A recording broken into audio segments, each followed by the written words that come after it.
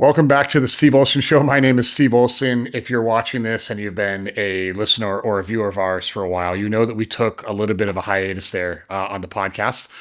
No longer. We're back into it. It's the number one thing that we get back. Like, hey, you used to put out all these good episodes. Like, we really missed those. Why aren't you doing it anymore? And to be honest with you, I don't have an answer to it. We just got busy with other things and lost priorities. So we are back full-fledged. Like, we're going all in with this because I want to make sure I can help you guys as much as possible. Ton of coaching calls this week. 5 lessons I want to give you today from those coaching calls. They're all over the place, from businesses that are totally business or totally different from everybody else. And I want to walk you through those 5 things right now, and then we'll go deep on each one. Number 1, why the numbers will always dictate your result. Number 2, what do you say the first 10 seconds to a lead that comes in, whether that's a Google lead, a Facebook lead, a Zillow lead, whatever. Like, what does that first 5 seconds look like? Because what you've probably figured out, when you start a call strong, you tend to end the call strong. So I want to give you that framework that we work with all of our clients with. The third thing that I wrote down is how to have the money conversation with people you've never met, right? Everybody has a money story. And if you don't understand how to talk about money the right way, it's going to get mistaken. And they're going to think that, like, you're just trying to get them pre-qualified because the more money I can spend, the more money you make in commission. So I'm going to show you how to disarm that. Fourth thing I wrote down is people will always judge you on your process, not your offer.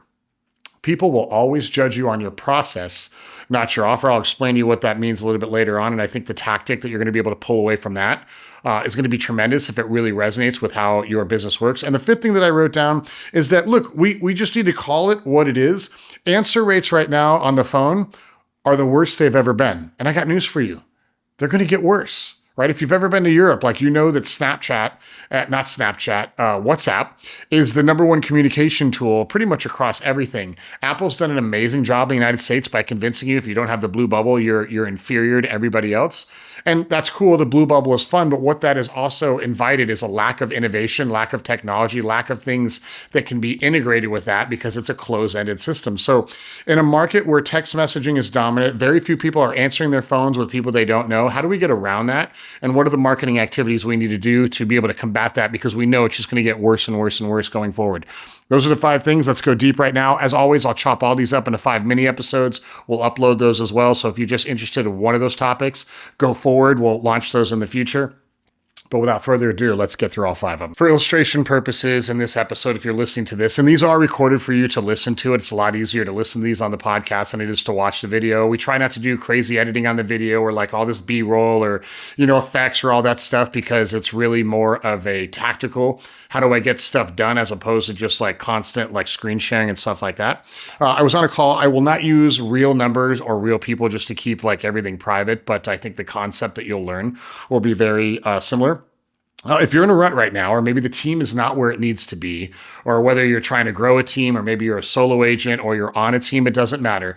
At the end of the day, we all have a goal, something that like we're aspiring to connect with or aspiring to achieve. It could be a level of GCI that we want to hit. It could be sales volume, could be number of transactions, could be a higher average sales price. Like maybe you're at 400, you want to get to 800 this year because you figured out that the work is like pretty much the same, and there's no reason to be serving, clients at lower price points, even though they need help. Like, don't take that the wrong way. It's just as hard to close $1 million deal as it is a $300,000 deal. So we should have a goal for you this year to get that average sales price up as much as you can. Sure, there's some nuances that are different, but it's the same contract, right? It's the same process. It's just, can you adapt to that specific client? If you are not where you need to be, or the team's not growing where it needs to grow, or the business isn't growing at the level that it needs to grow, the self-audit that you need to look at, and I'll give you an example of a real life thing that happened this week, is like, what are the numbers that I'm doing week in and week out that I actually can control? We can't really control how many people view your videos on Instagram. I mean, you can make better videos. You can post more often. You can learn, the posting times in your market. You can figure out, is it a post? Is it a quote? Is it a carousel? Is it a reel? Is it a time of the day? Like, there's all these things that we can do to probably manipulate where the results are those. But at the end of the day, you really don't have that much control over how many people see your content other than getting better and looking at the analytics. But what we can do is we can control how many times a day that we post. That's really important. important, right? So with phone calls specifically, can't control how many people are answering the call. We can't control the people that are answering the call. Like it's kind of, yes, they're leads. Yes, they came in from Meta or Google or, like sign calls or Zillow or wherever they're coming from in your business. But we can't really control the motivation they have when they answer the call. So the only thing that we can control is the amount of outbound that we do to reach those things. So the first thing that I would do is I would look at the last 30 days and I would say, what is the output that I desire in the business? And for most of us, it's the number of appointments we go on versus the number of clients we sign. That's like the main metric that everything should be revolving around. The number of people that we meet with and the number of times of those meetings we sign a client. That is the most important metric. Everything after that is fulfillment and delivery. Everything before that is marketing, advertising, and sales. I'll give that to you again. Most important metric in your business, for the most part, is how many appointments am I going on and how many times am I converting those appointments to a sale. Everything after that is delivery and fulfillment. Everything before that is marketing and advertising. Sales is that middle part. Even though sales is kind of like the entire funnel, sales is really that middle point, your ability to articulate why you're different than everybody else and convince them that you're their only option for success. So if you're not where you need to be, look at your last 30 days and say, okay, well, how many appointments did I actually go on where people showed up? Setting appointments for no-shows, that's important to track. But at the end of the day, we need to be able to build that into the percentages. We won't talk about that on this episode so much. But how many appointments did I go on? And more importantly, how many of those people acknowledged, signed on the dotted line, like physically committed to me as being their real estate agent, whether that was they want to buy a home in the next 30 days, 60 days, 90 days, 6 months, 1 year. It doesn't matter how many client commitments that I get based on those appointments. And you're going to look at your calendar and you're going to say, I like where the number is. I'm mid where the number is, or I'm falling way short of where the number is. Okay. So that's the first thing that we're going to look at. The next thing we're going to look at is say, okay, well, maybe I went on 4 appointments for the entire month and I signed two clients. Great. At least we have somewhere to start with. And let's say that's below where you want to be. So the next lagging, or you can even say leading indicator to that number was how many times you physically picked up the phone and had a conversation. How many times you physically sent an SMS? How many times you physically sent an email that had the intent of moving that conversation to the next stage? An email that says, hey, how are you doing? Just checking in. I don't really know that really makes a difference. Now, when they respond to that email and that opens a dialogue and then the email gets sent of, hey, I think we should go grab coffee at Tuesday at 4, I think that's okay. That email counts. But the first email, maybe not so much. So how many outbound phone calls are you making with the intent of setting an appointment? How many outbound SMSs are you sending with the intent of either having a phone call, because I believe that email and SMS is a bridge to the phone if you do it right? How many of those are you sending? And just track that number. So look, if it's 50 a week, phone calls, like 5 a day or maybe 10 a day or whatever the number is, and maybe you're sending like 4 or 5 text messages and maybe 10 emails a day, don't get frustrated. Just know that, okay, well, I don't necessarily know that those 4 appointments that I did that month maybe came from those activities, but I know that I did the activities and I know that I had this result. So we're just going to assume they're attached, right? Until the data tells us otherwise. So the action plan that I'm looking for right now is, okay, well, I did, 40 phone calls this week, or I made 40 dials. I only had, and again, I'm not emotional over how many people answer the phone. There's nothing that I can do with that, right? I sent so many outbound text messages. I sent so many outbound emails. And when I did those activities, I ended up going on 2 appointments that week, and I converted 1 to a client and 1 elected to go somewhere else. Now we have a foundation to track against. So the only action plan you need to worry about is what if the only thing that I did between last month and this month was take all those outreach numbers and I just doubled them? So what we tend to do as real estate agents is we tend to say what's terminal velocity and how do I go all in and just freaking crush this and be like the most dominant person in my market? We tend to go to extremes. And then what happens is we don't have the systems to be able to manage the extremes. Maybe we don't have the CRM, or we don't have the infrastructure or the support or the people or the VAs, or heck, even just like straight willpower. Maybe we don't possess any of that stuff. And then what happens is we attempt to go all in. It doesn't work because we hit burnout and then we get demotivated and then we go look at another shiny penny. That's a colossal mistake. So what I would do if I was you in your business is I would look at your business and I would say, of the numbers or of whatever they are, it's cool. Just find somebody to be accountable. Send them to your wife, send them to boyfriend, girlfriend, husband, brother, sister, mom, dad, doesn't matter. Just say, hey, this is my commitment for the business. This is what I did last month. This is what I'm committed to next month. And if it's okay with you, I'd like to send an email every single day over what those results were. No judgment. You don't need to yell at me. You don't need to coach me. You don't need to tell me how I get better. I just need somebody that I know is paying attention and that knows what my goal is. So the only thing that I would do is I would take the numbers that you weren't excited about and I would double them. That's it.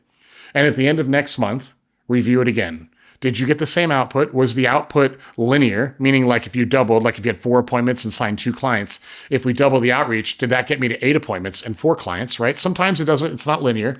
And there is like a law of diminishing returns. You do so much and the results tend to stop coming in. But I can tell you at those numbers, we're close, right? Just so we're clear. This works the same for ads. If your ads aren't doing, like, let's say you're spending a little bit of money on ads and they're doing okay, like, don't change the ad, just double the ad spend and keep doubling the ad spend until the numbers no longer hold true, right? Because normally that's the path of least resistance to success, is just to do more. If something's already working, don't change it. Don't add to it. Just do more of that very thing and see if the numbers hold true all the way through. This specific team, they had a number of deals that they were under contract with. And if you knew the number of deals we're talking about, you'd be like, oh, I'd love to have a business that has that many deals under contract. But they are behind in the goal. And he's like, hey, man, I'm really worried about being behind the goal. So the first thing, pull up the CRM, pull up all, dozens of real estate agents, and let's look at how many calls the team is making per day. No judgment, no frustration, none of that. Let's just see what the number is. So we pulled it up and he's like, oh, not nearly as high as I would have thought it would have been. And I said, okay, first logical question is, how often are you looking at this? And he goes, well, I'm like, never. You're never looking at this, right? So you need to be looking at this on a daily level because it's easy to correct mistakes as they happen. Like, think of an argument you had with your spouse, boyfriend, girlfriend, friend, relative, whatever. Like, over an event that happened 3 months ago. It's really hard to have that argument because you're like, it's been 90 days. Why are we talking about this right now? So it's easier to correct the mistakes in real time than it is looking at the past. So I would look at the numbers every single day. I'd have no judgment of where they are right now. I would only have judgment on what I could do to manipulate the result right now. And the only thing that we can do to manipulate those results is do more of the things that we can control, which is outbound calls, outbound SMS, outbound email. There's really nothing else we can do outside of that. So action plan for you on this really simple one. If you're not where you need to be, look at the appointments, look at the signed clients. Now, we didn't even talk about getting better at the appointment. We'll leave that for later. Whatever that conversion rate is, leave the conversion rate at as it is. I just need you to have more at-bats because the more at-bats you have, the more appointments you go on, like naturally, unless you're like completely unqualified, it's going to get better. You with me on that? And then from there, look at all the leading indicators that cause those appointments and just say, like, what's one thing that I can improve this week? Like, you can throw one Hail Mary. That would be okay. Maybe you go all in on SMS because you feel really comfortable doing SMS. That would be okay. But you need to be able to track it. This leads me with my last point to point number 1 of today's podcast. If you don't know the data, you can't move forward. Like you're just making emotional decisions. And I know this because I've been in this spot as well. Without the data, our decision-making process is normally fairly emotional. We don't want the decision-making process being emotional. We want it based on data because when we continue to make data-driven decisions, the numbers will tell you where the path to success is. Second insight from this week, I think you're really going to love this one. I role play with agents all the time, maybe multiple times a week. And I do a fair amount of sales calls myself. I've been in sales literally my entire career. I've only had really, I think my first job I worked at a movie theater. I was salaried at Macy's. And after that, I've pretty much either been on my own or on 100% commission my entire career. I'm definitely one of those like you eat what you kill type of mentality thing. I don't want anybody control. I don't want anybody having control over the income that I make. I want to be able to earn like what we produce. It's just kind of how I'm wired. Not good, not bad. Maybe you're wired a little bit different. That's okay. But one thing that you realize a lot and you realize really quick is the more sales calls that you make, the more you have to be really good at the first 30 seconds. Because even if you apply this to dating, like that first 15 seconds is like pretty much the only impression that you need. Like how they walk up to the conversation, how they show up to the conversation, how they talk. Are they complaining? Are they talking about themselves? Are they talking about you? Are they talking about others? Are they talking about, the news or sports or, pop fat? It doesn't matter what it is. And look, all of that's good. All of it's bad. It just depends on what you're looking at. That first 15 seconds is the most important part of that script. The second most important part of that script is how you close for that script. We'll talk about that in another episode. Right now, I just want to talk about how you open it. And this applies really to any sales conversation that you have, whether it's in person, over the phone, on Zoom, like any stage of the sales process, it works. And I want you to write this down. It's really simple. I'll put it in the show notes as well. If you look on Spotify or Apple Podcasts, or maybe you're on the website, I'll write it out there as well. It's called IAA, or Intro, Acknowledge, Ask. And it's exactly what it sounds like. I'm introducing who I am. I'm acknowledging why I'm calling you. And I'm asking for one small micro commitment that gets me into the conversation that I want to have with you.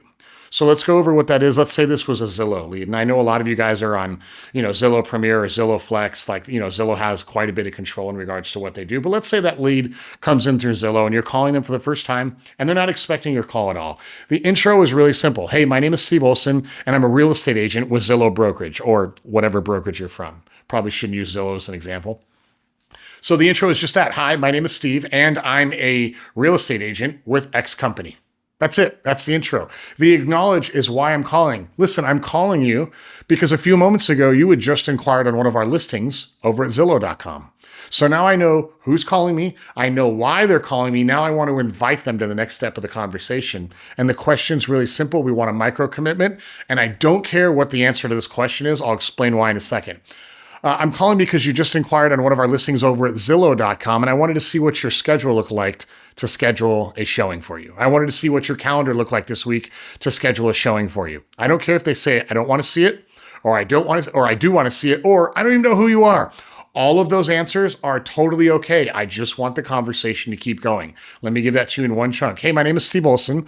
I'm a real estate agent with this brokerage. And listen, I'm calling because you had inquired on one of our listings over on Zillow.com. And I just wanted to see if you had time this week to go schedule a quick showing, right? We want to make this like, if you can't say this to your friend, hey, Mike, what's up, man? It's Steve. Hey, listen, I'm calling because Rage Against the Machine's coming to town next week, and I just wanted to see if you wanted a ticket as well. Maybe we could go together. That's the same exact framework, and that is something that you would tell your friend, right?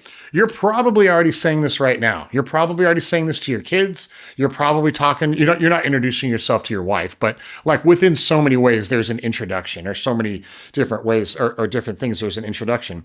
So now all we have to do is marry it with the intent of the call. Hey, my name is Steve Olson. I'm a real estate agent here at Real Estate Brokerage. And I'm calling because you had just clicked on one of our Facebook ads, specifically homes for sale here in San Diego. And I just wanted to call really quick to see if San Diego was the only market you were considering, or if maybe you're considering Orange County as well. I just want to get them talking. Now, they may say, who is this? Oh, I'm sorry. My name is Steve Olson. And like I said, I'm calling you because you were on social yesterday and you saw one of our ads. You clicked on it. You gave us your info and we sent you an email with all this. And look, I know this call is out of the blue, but I just want to make sure we're getting you everything you need. And you inquired on San Diego. So is that where you're looking? Oh, Steve, I'm just looking.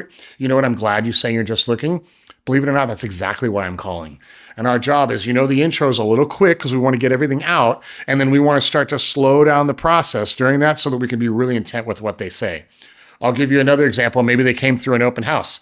So ring, ring. Hey, my name is Steve Olson. I'm a real estate agent at Real Estate Brokerage. And I'm calling because you and I had connected last week at our open house. And there's another home that I just learned about that's going to hit the market. I know the one that you saw wasn't a good fit. This one might be. And I didn't get a chance to communicate with you on spot, but are you considering that neighborhood, or are there other neighborhoods that you're actively looking at as well? Oh, Steve, listen, we already have a real estate agent. We were just kind of looking around. Hey, totally no problem. Would it help if I sent you this listing? I just want to make sure you have everything that you need. Oh, yeah, that would help. Awesome. What's your email address? And then you can make the decision if they say, I've already got a real estate agent and you don't want to work through that. Like, let's say you're like, cool, I don't want to fight that. Like, let me just give you the information. We can move on.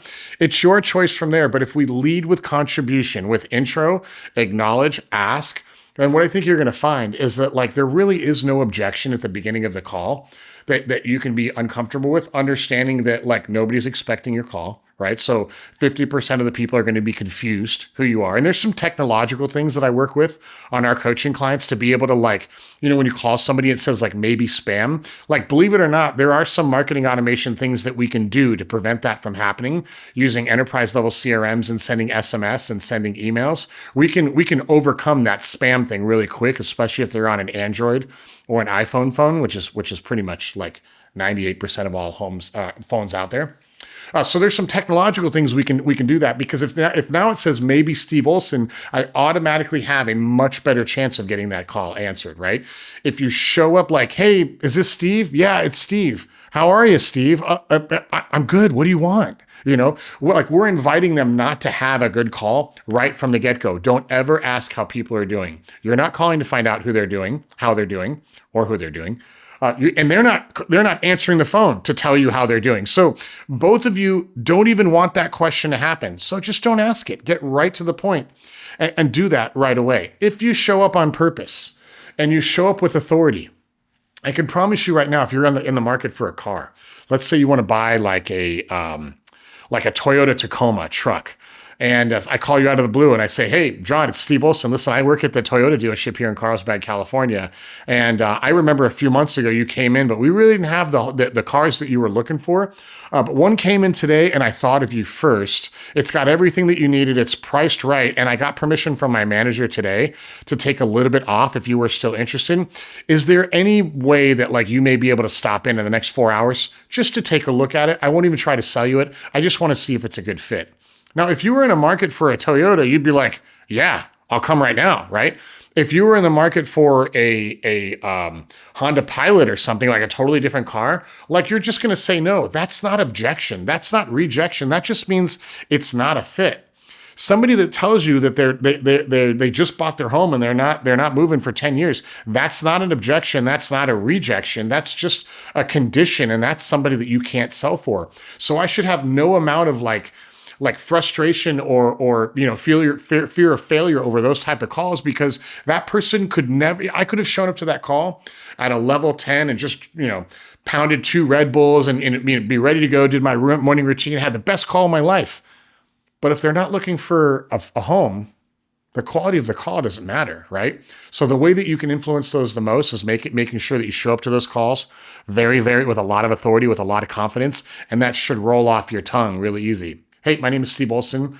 I'm an agent with real estate brokerage. And a little while ago, you walked into one of our open houses. I know that one wasn't a fit, but we did a little bit of research. And one of my other agent partners, somebody that I know that I've done a lot of business, just found out that another home in that neighborhood is getting listed in the next 2 weeks. So I wanted to call really quick to see if it was only that neighborhood you were considering, or if like the other 3 neighborhoods around you were considering those as well. That's a really, really good call, because that tells the client, like, I'm not just somebody on the list that they're calling. When somebody feels like they're just on the list that they're calling, the guard goes up and they're just like super generic until they're not, right? That's not really a fun phone call that we want to have. So in a market that like has astronomically low answer rates, we want to make sure that when we show up to these calls, we nail the opening and we have a specific reason we're calling them for. Do that.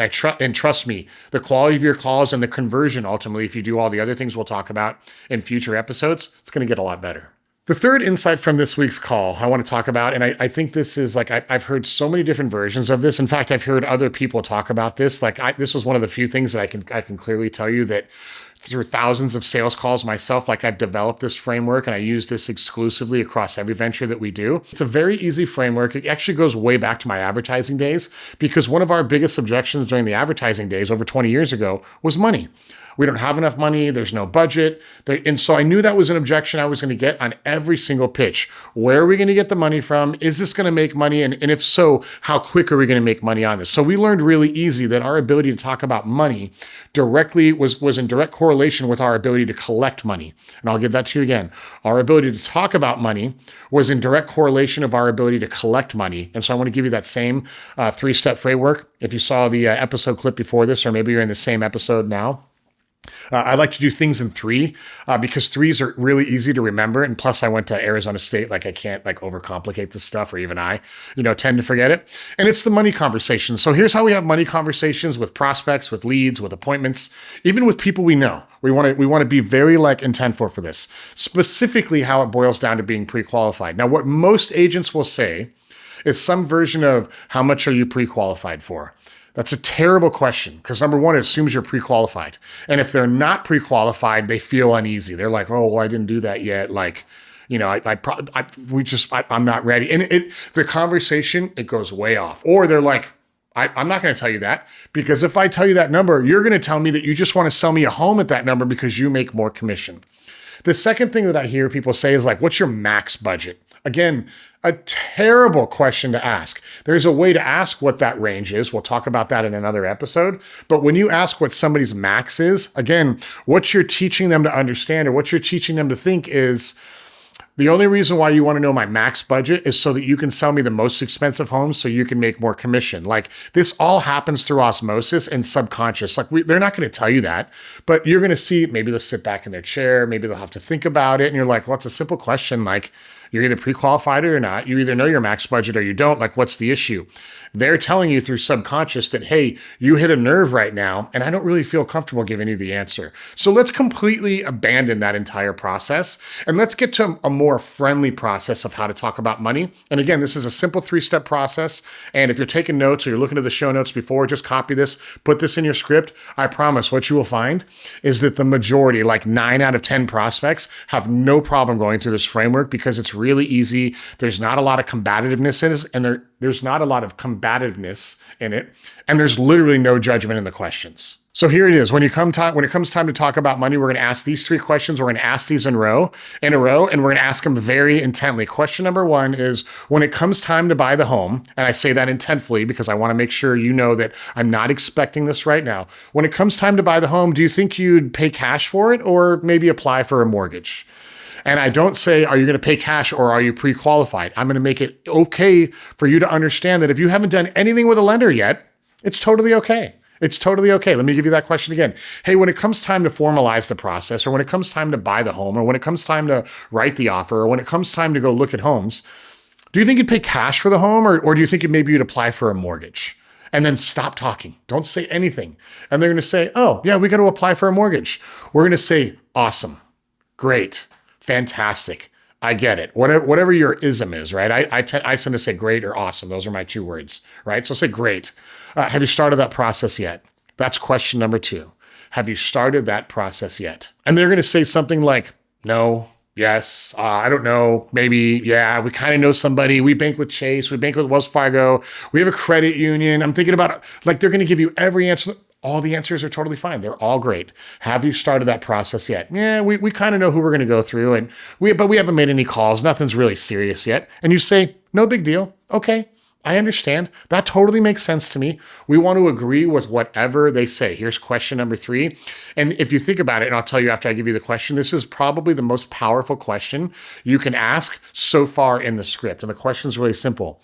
Well, when it comes time to do that, do you have somebody that you're committed to, or do you want a couple referrals from me? And if you're on the phone, I would definitely talk with your hand. Well, when it comes time to do that, that's no problem. When it comes time to do that, do you have somebody that maybe you're already committed to, or do you want a couple referrals from me? And you're going to stop talking. And most of the time they'll say, oh, yeah, I'll give, yeah, if you want to send me some referrals, that's great. And we're going to follow that up with something to the effect of, hey, it's really, and don't say this if it's not true. It's really important that you understand that the referrals that I give you, these are people that I've worked with in the past. I don't make any money on the lending side of the business. I just want to make sure you get the best process and the best rate. I'm going to give you 2 or 3, and I'll send you that email right after this call. Just do me a favor, reach out to them, interview them, see what you like. I care that you work with somebody that's trustworthy. I care that you get the best financial options for the mortgage, and I care that somebody has like what we call a teacher's heart so that you feel protected and safe throughout the entire process.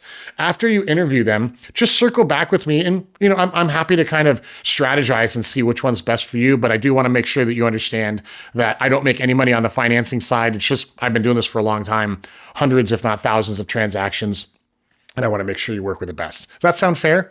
And now it's like, we're no longer a salesperson trying to get a commitment. We're like an advocate for their success, right? And the reason why this question is so important, other than being an advocate for their success, is it is a form of a close, right? Because now I'm like, when we get off this call, I'm literally expecting something from you. And now I have permission to follow up. Now there's something that bonds us together, right? Now, whether I'm looking to buy right now, 6 months, a year from now, or maybe they've got to rebuild their credit, or they've got to pay down some debt, or whatever the issues are, it doesn't matter. Get the referral out there and you've got that client hooked at that point. If you do it from that perspective, what I know you're going to find is people are going to be like, you know what? They're going to tell you later on, nobody's ever really talked to me about real estate the way that you spoke to me. Like, I really felt like you cared about like our situation, why we were different, where we were moving. And listen, you cared because you care. It's not because you use some manipulative script on them or anything. It's like we actually care. So we need to demonstrate that we actually care. You guys with me on this? So I'll give that to you again. Hey, when it comes time to buy the home, we're going to insert a pause there. Do you think you'd pay cash for it, or would you apply for a mortgage? Oh yeah, we definitely, we'd apply for a mortgage. If they say they pay cash, hey, awesome. Nothing you need to do right now, but just so I can forewarn you, when it comes time to write the offer, all I need to do is have you go to the bank and just give them a letter. We don't need like real account balances, but a letter from the bank says this person has sufficient balances to cover the purchase price of a property north, of up to this amount. Again, we don't need to give balances, but we do need to be able to prove to the seller when we write that offer that if you are paying cash, that we have the funds to do that at the point that you're writing that offer. Nothing you need to do right now. Just want to make sure that's not a curveball, in the ninth hour. And that's it. We leave the cash thing alone. If they say, I want to apply for a mortgage, hey, no problem. When it comes time to start, or have you started that process yet? No, we haven't started yet. We're just now starting the process. We're barely looking at homes. You're the first agent we've talked to. All that's totally okay. Hey, listen, I get it. I totally get it. And now might not be the right time, but when it comes time for that, do you have somebody you're committed to, or do you want a couple referrals from me? Oh yeah, we take a couple referrals from you. Okay. So here's what I'm going to do right after this call. I'm going to send you an email. I'll give you 3. They're all awesome. They're amazing. I think you're going to love them. It's important you understand one simple thing. I don't make money on any of that, right? So I'm not sending you these 3 because there's some kickback. I'm sending you these 3 because I believe they have the best rates.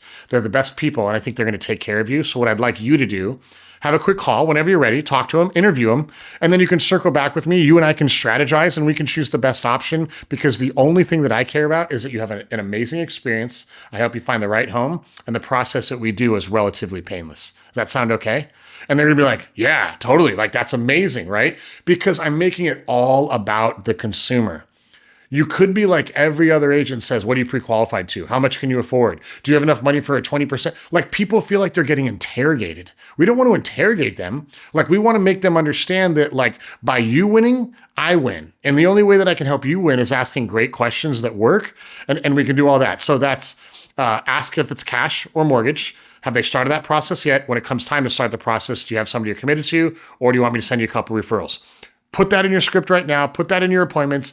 In person, Zoom, over the phone, it doesn't matter. Use it and watch. You will have people open up to you significantly more about their money story than anything else. It's important to understand. I should have said this at the beginning of this clip.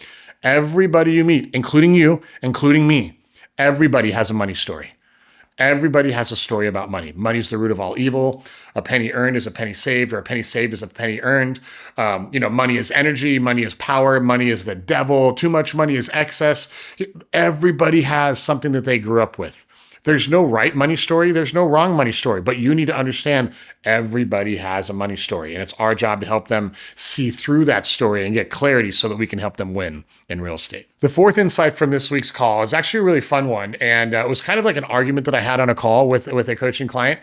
And if you're not getting enough referrals in your business, I want you to remember one thing. People will judge you on your process, not your offer.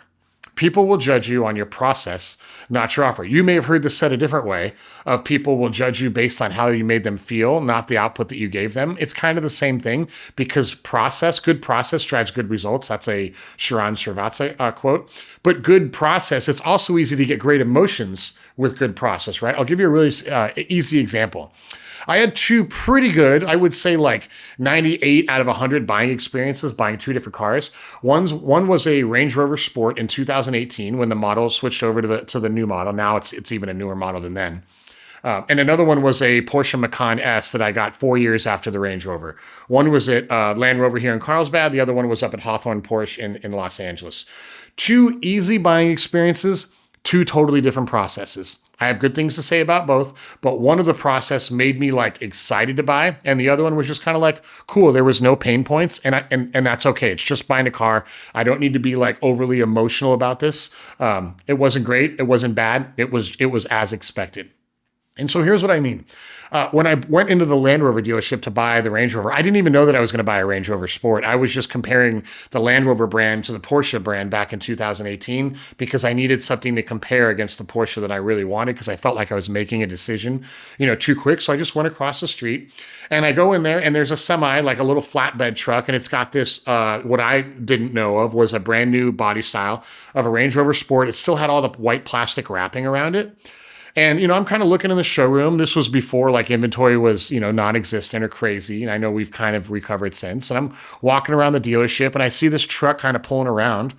And I look, I'm like, what's that? And he goes, oh, that's a brand new Range Rover Sport. I'm like, oh yeah, I noticed you don't have any Range Rover Sports in here.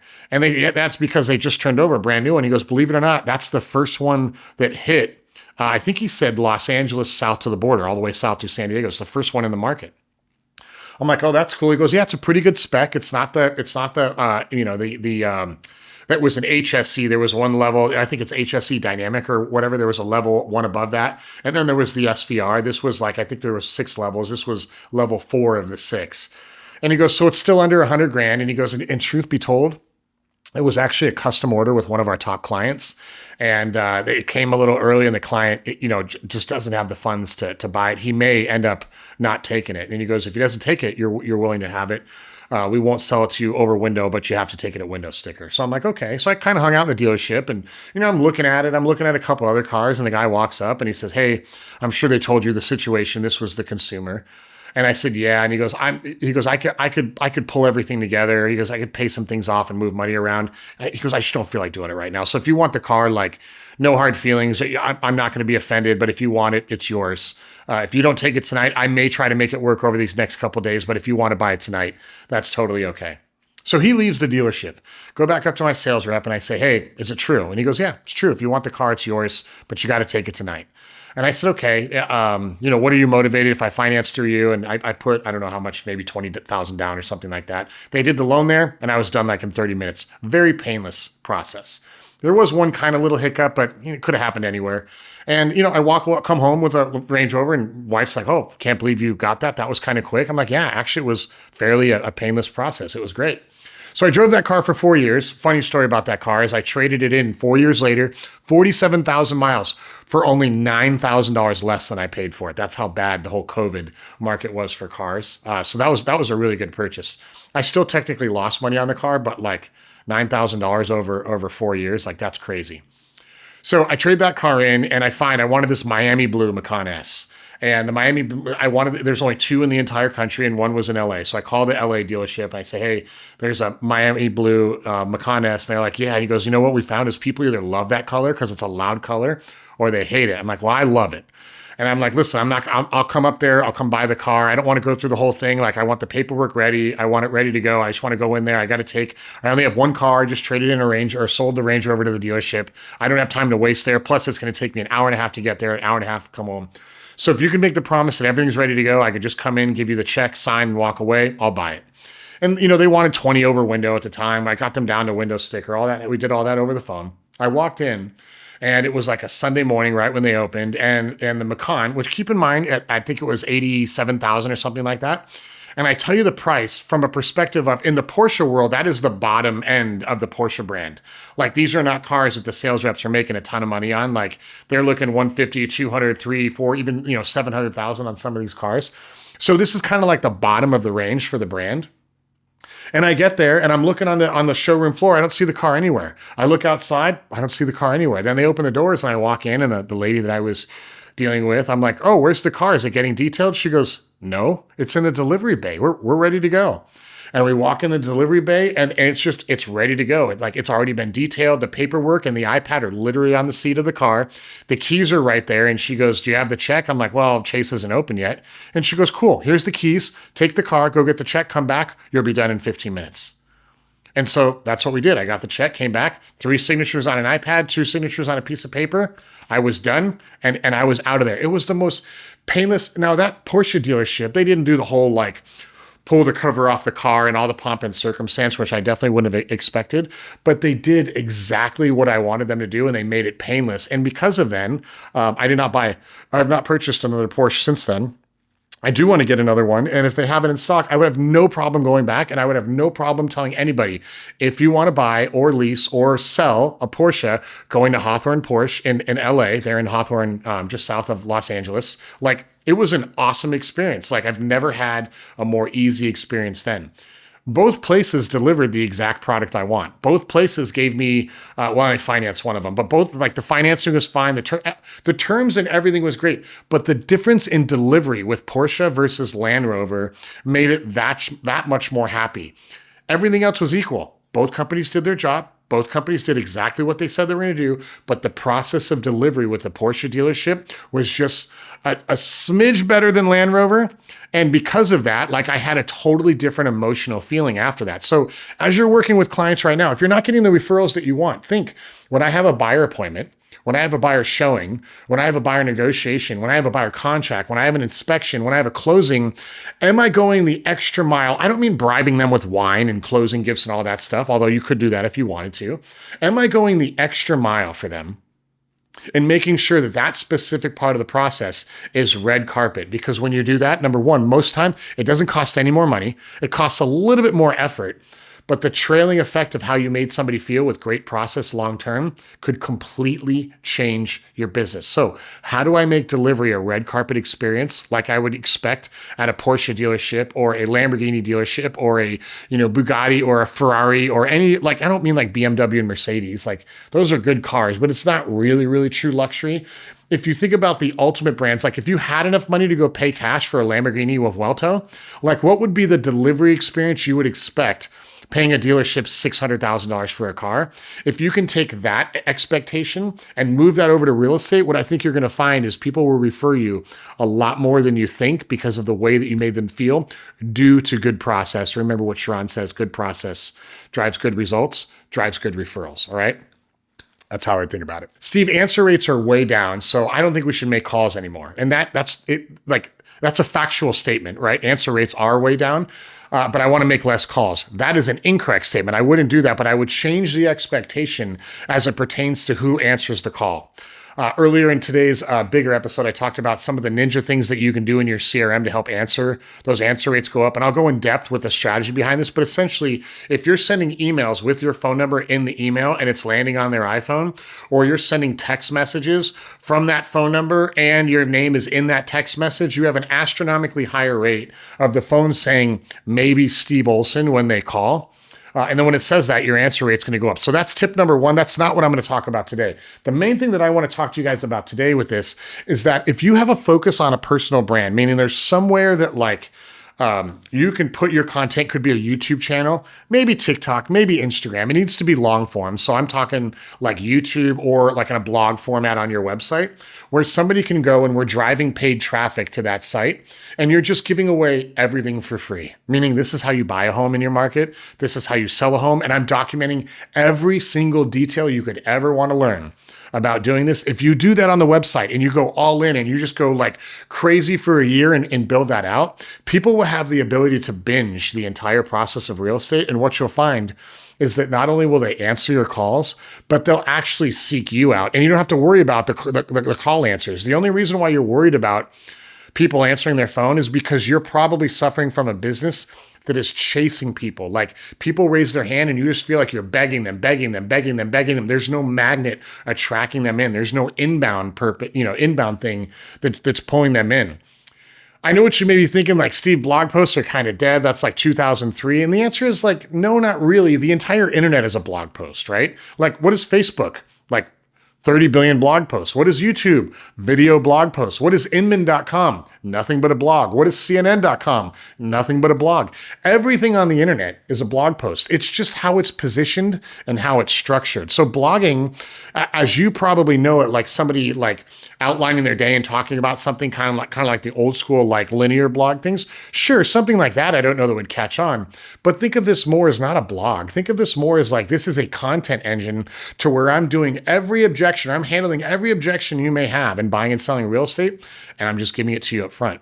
Because when I do that, and you pay attention to it. And listen, there's Salesforce and HubSpot, and there's all these marketing automation tools that will give you the analytics of how that content is being consumed.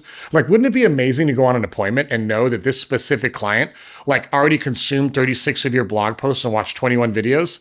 Like, that technology is available for less than $1,000 a month. And I know you're like, oh, that's really expensive.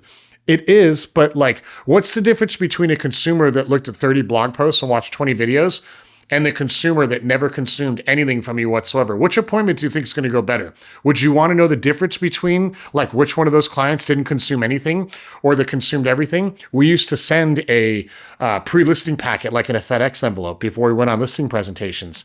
And I would literally tell them, open this before our meeting, review everything in this thing before our meeting. I'm also going to email it to you. I can't tell you how many times we'd show up and the FedEx envelope's on the table and it hasn't been opened. And I'm like, you didn't look at that? Oh no, I was waiting for our meeting together. Okay, because that's a totally different appointment than somebody who understands exactly what you do. You guys see where I'm going with this? So if your answer rates are down right now, that the solution is not to call. The solution is, what are all the things that I can do up front? Video, podcasts, a little bit of SMS marketing, long form newsletter writing, like really going all in on my email. Like, what is all the things kind of like the, Ed Milet or the Dave Ramsey or Glenn Beck or any of these, personalities that are very heavy on education? How do I create so much of this education that everybody that's interested in selling a home has no choice but to consume it because I give everything away? Meaning, like, what's our secret sauce when we sell listings? We have a simple 4-step process when we do it. And I got news for you. We never vary from the process because it works. If your entire site was dedicated to walking people through that 4-step process and why it's so successful, what you'd find is your listing presentations, it's not objection, objection, objection. It's, hey, like, do you have time to take our listing on? Like, we're noticing you have all these other listings. Like, will you work with us? Like, they're asking you to do the business. That's nothing more than a symptom of how they feel around what you do, the results you've gotten, and your ability to give everything away up front. We are riddled in our industry of saying, I want to give you the secret sauce, but only if you work with me, or only if you register on this page, or only if you give me $27, or only if this condition is met. And there's nothing wrong with asking people to register for stuff. There's nothing wrong for charging for content. That's totally okay. But in the real estate space, the more that you're willing to go all in and educate people, the better you're going to do. We don't need to create YouTube videos that get 70,000 views. We don't need to create YouTube videos that go viral. We don't need a crazy TikTok where we're showing skin and dancing and all that time. In fact, you can have a YouTube channel that gets anywhere from 1 to 500 views per video, and you could make $1 million a year off that type of traffic. It's not something significant. What's more important is that when somebody is ready to enter the realm of actually buying or selling real estate, you are their only resource to make that process easy. Even if they work with somebody else, it will still come back tenfold. You want answer rates to go up? Commit to the inbound brand. If you want everything to get easier, if you want appointments to have less objections and rejections, commit to the inbound brand. Go back to the previous segment that I talked about on today's episode and focus on the red carpet delivery. The red carpet delivery, when like I'm meeting with 4 different agents, and agent number 1 sent me 3 reminder emails, something in the mail, they dropped off something in the house, maybe they gave me brownies, maybe like they showed up completely prepared.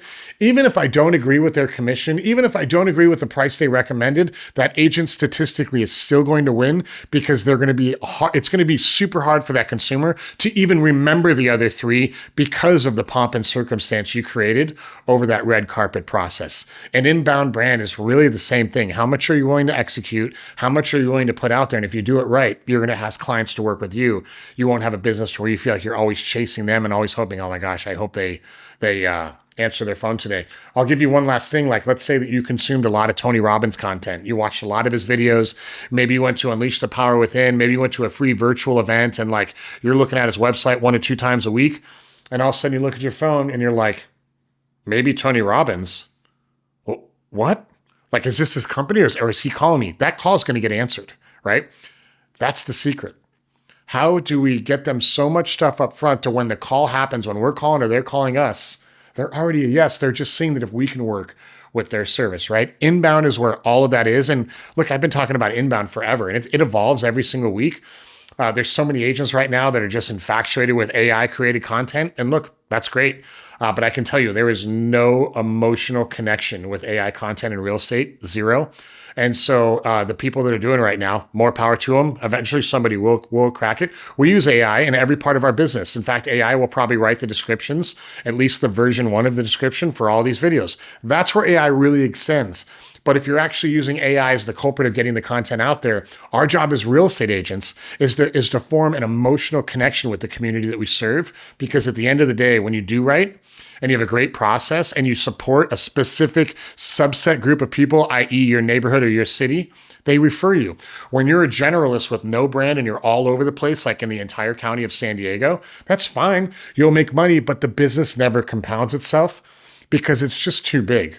So to cap this off, if you want your answer rates to go up, just make the commitment right now, right after this segment. Say, whatever content I created last week, I'll just double it this week and see how things change. All right, go all in, get everything away, give everything away for free, document the entire process. Like, somebody should be able to go through your media empire in your local market. They should be able to, even though we know this isn't going to happen, they should be able to consume all of that content from A to Z and be able to buy and sell a home without a real estate agent. Like, that's how far I would go. Doesn't mean they're not going to use a real estate agent. And I got news for you. The people that are going to choose the flat fee agents or go for sale by owner or do it on, they were going to do it anyway. They didn't do it because you gave them all the info. We give them all the info to let them know that, hey, I'm committed to my craft. I'm full-time and I live and love the market that I serve. When you do that effectively, the clients will raise their hands and you'll do more business. And most importantly, more phone calls will get answered. You'll have more connections and you'll serve more people. All right. Hope this episode was super valuable for you. Those were 5 lessons from this week. I know that was a lot. If you stayed with me all the way to the end, congratulations. I hope you take everything that I talked about, put it immediately into play. If you have any questions, send us an email to team@steveolsongroup.com. I'd love to help answer anything you have. Otherwise, I'll see you tomorrow.